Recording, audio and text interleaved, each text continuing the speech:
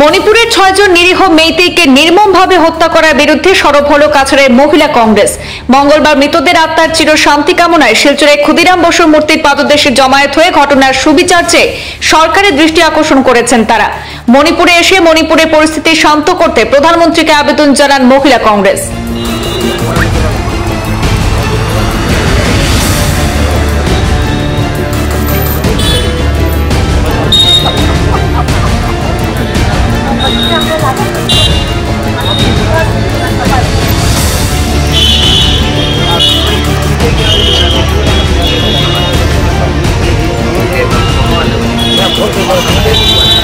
মণিপুরের জিরিবামের জাকুরা রোড থেকে অপহৃত মহিলা ও শিশু সহ ৬ জনকে নির্মমভাবে হত্যা করে নদীতে ফেলে দেওয়ার ঘটনায় এবার সরব হল কাছাড় জেলা মহিলা কংগ্রেস।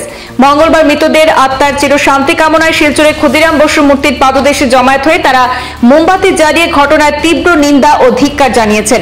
সংবাদ মাধ্যমের সাথে কথা বলতে গিয়ে তারা জানান, কুকি এবং মার সশস্ত্র বাহিনীরা যেভাবে ধ্বংসলীলায় মেতে উঠেছে তাতে সীমান্ত এলাকায় বসবাসকারী জনগণ বর্তমানে আতঙ্কে দিন কাটাচ্ছেন। মহিলা ও শিশুদের নির্মম হত্যাকাণ্ড মানবিকতা বিরোধী বলে এদিন মন্তব্য করেছেন তারা। কাছাড় মণিপুর সীমান্ত সহ গোটা জেলায় কড়া নিরাপত্তা ব্যবস্থা মোতায়েন করার জন্য সরকারের কাছে দাবি জানানো হয়। তারা আরো বলেন, ভারতবর্ষের প্রধানমন্ত্রীর কাছে যদি টাকা না থাকে মণিপুর আসার জন্য, তাহলে মহিলা কংগ্রেসের পক্ষ থেকে চাঁদা তুলে পাঠিয়ে দেওয়া হবে যাতে উনি মণিপুর এসে মণিপুরের পরিস্থিতি শান্ত করতে পারেন।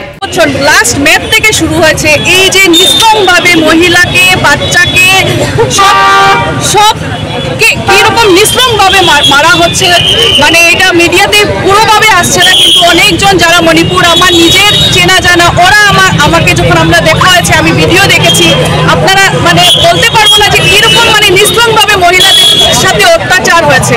এই যে আমাদের নিজের দেশে এইরকম অত্যাচার একটা স্টেটে চলছে, আমরাও শান্তি পাচ্ছি না আমরা থেকে। কিন্তু আমি বুঝতে পারছি না বর্তমান যে আমাদের গভর্নমেন্ট চলছে ওনারা কি দেখেন না, ওনারা পরিস্থিতি সামলাতে পারেন না। আজকে যে এত বছর থেকে ওনারা মানে প্রশাসনে এসছেন, ওনার তো দায়িত্ব। আমরা যদি কষ্ট পাই ওদের কি মন্তন নাই? আমরা বলছি না বিজেপি গভর্নমেন্ট ইয়ে করছে না, কিন্তু এইগুলো জিনিসকে তো দিতে হবে না। আজকে অনেক কিছু পিছিয়ে গেছি, আমরা ওইগুলো ছেড়ে দিয়েছি, কিন্তু আজকে একটা মণিপুর স্টেটে শুরু হয়েছে, কালকে আমাদের এখানে শুরু হতে পারে, আরো কোনো জায়গায় হতে পারে। যদি উনি নিয়ন্ত্রণ রাখেন না তাহলে তো সব স্টেটেই আমরা অশান্তি ফিল করব। আমাদের দরকার কেউ তো আমাদের জন্য আসুক। আমি এটাই অনুরোধ করছি গভর্নমেন্টের কাছে যে আপনারা একটু মায়া দয়া দেখান। আপনি বললেন প্রধানমন্ত্রী স্বরাষ্ট্র অ্যাওয়ার্ডের জন্য শান্তি পুরস্কার পাবেন, নোবেল অ্যাওয়ার্ড দিয়ে করবেন।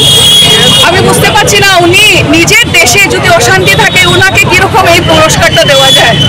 আপনারা নিজে ভাবুন, আপনারা মিডিয়া ফোর্থ পিলার অফ মানে আমাদের দেশে, হ্যাঁ ডেমোক্রেসি, আপনারা ফোর্থ পিলার। আপনারা সচেতন হন, আপনার মাধ্যমে আমাদের কথা আপনারা প্লিজ জানান যে আমরা চাই শান্তি, আমাদের দেশে শান্তি চাই, সেটা মণিপুর হোক যে জায়গায় হোক, আমরা সবসময় শান্তি চাইবো।